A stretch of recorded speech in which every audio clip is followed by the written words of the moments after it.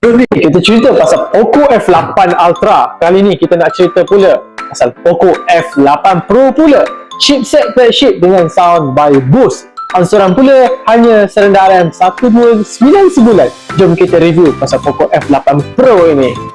Screen bersaiz 6.59 inch 120Hz refresh rate, Hyper RGB AMOLED display, menggunakan chipset Snapdragon 8 Elite, gaming pula while Bose optimization, siap ada liquid technology triple layer ice loop system, dipadankan dengan 24GB RAM dan storage sebesar 512GB storage.